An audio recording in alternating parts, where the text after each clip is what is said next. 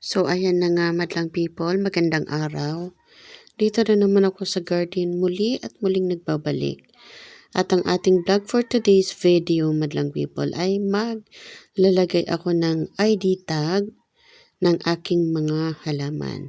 Dahil sa tuwing magbablog ako madlang people, hindi ko naaalala ang mga pangalan niya. So ito nga pala yung una kong gagawin. Ang aking unang nadampot ay ang aking variegated zizi.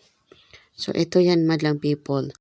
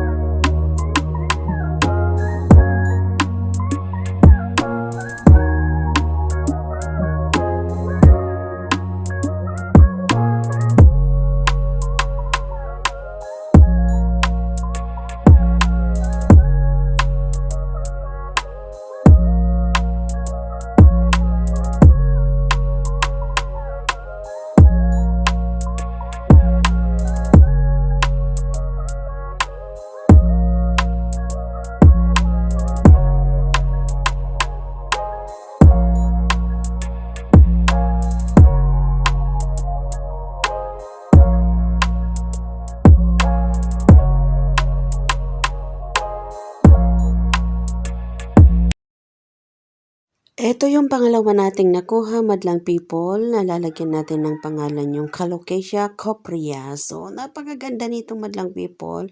Meron na akong dalawang pot nito dahil nung nabili ko yan ay dalawang suhi na sila sa isang pot.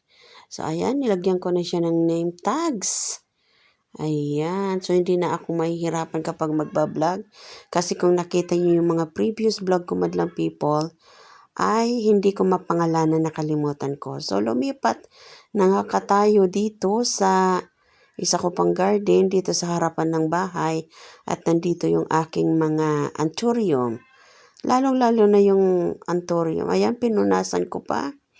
Dahil ang inaakala ko na didikit yung aking mga name tags, nagkakamali ako madlang people. Dahil hindi sila dumikit, hinawakan ko nga pala yung variegated silver swords na meron ako, napakalinggit pa. Pero okay lang yan dahil lalaki. So pili ko pa yung aking mga sinulatan ng name tags. Ayan, dinikit ko na. So, kung makikita nyo dyan guys, ang ganda ng aking philodendron na napakalaki. So, ito na tayo. Next na tayo guys. Ano ba yung ating next? Manila's Pride. Yung ating Manila's Pride na napakalaki na madlang people. Ayan, idinikit ko na. So, masayang-masaya ako dito dahil akala ko magwo-work talaga yung aking ginawa na mga ididikit ko lang sa pot. Pero mga ilang minuto pa lang guys, na-disappoint ako dahil hindi sila dumikit at kusang nahuhulog. So, nandito tayo sa aking Alocasia serendipity. Alocasia ba yan or Colocasia? Basta serendipity ang pangalan niya guys. So, napakaliit pa niya nang dumating sa bahay pero pinag-grab ko na yung opportunity kasi gustong-gusto ko talaga ang serendipity madlang people. So, ayan guys. Sunod-sunod na yan ang aking mga ginagawa dito.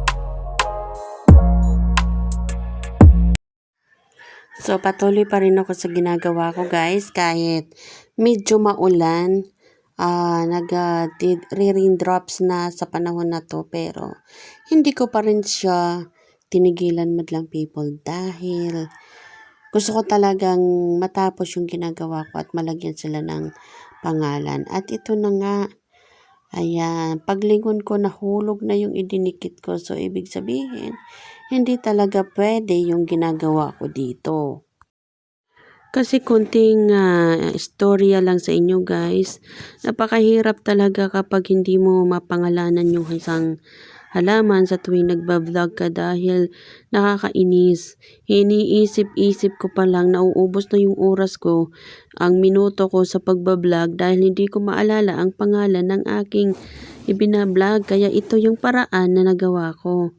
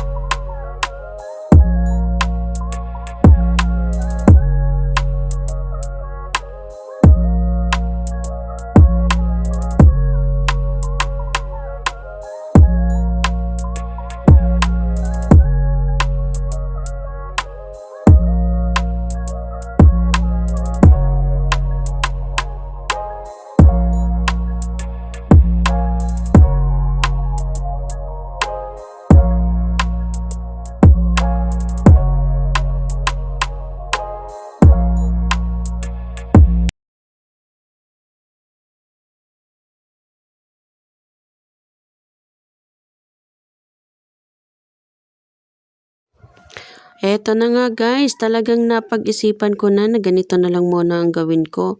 Inilagay ko na lang muna sa gilid ng mga pot para naman ay hindi na ako magsayang ng panahon. Kasi yung ginagawa ko kanina na lalaglag, kaya yan na lang ang aking ginawa. Thank you.